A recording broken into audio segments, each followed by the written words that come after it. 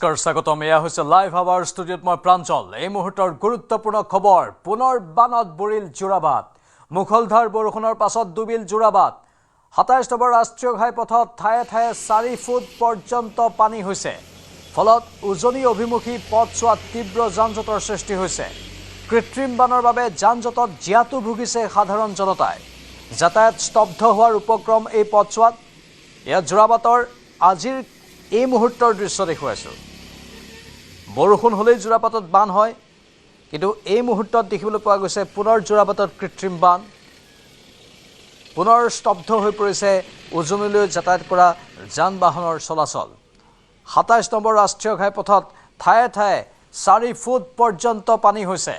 ফলত উজনি অভিমুখী পথছোৱাত এই যানজঁটৰ সৃষ্টি হৈছে আনকি বহুকেইখন বিদ্যালয়ৰ স্কুল বাছো তাত আবদ্ধ হৈ পৰা দেখিবলৈ পোৱা গৈছে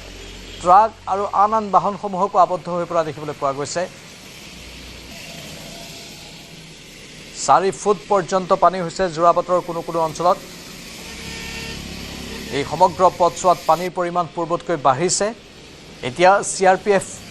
শিবিৰৰ সন্মুখৰ পথছোৱাৰ পৰা পানী আৰম্ভ হয় আৰু যোৰাবাটৰ উৰণ সেতুৰ তললৈকে পানী থাকে এই পানীৰ প্ৰকোপ বিভিন্ন সময়ত বৃদ্ধি পোৱা দেখিবলৈ পোৱা যায় পানীৰ সুদ দেখিবলৈ পোৱা যায় বহুজনে সেই ভিডিঅ'বোৰ সামাজিক মাধ্যমত ইতিমধ্যে ভাইৰেল কৰিছে আজি পুৱাৰ ভাগত অহা বৰষুণৰ ফলতেই যোৰাবাটত এই কৃত্ৰিম বান অৱশ্যে অসমত বৰষুণ নিদিলেও কেতিয়াবা মেঘালয়ত অতিমাত্ৰা বৰষুণৰ ফলতো যোৰাবাটত বানপানীৰ সৃষ্টি হৈ থাকে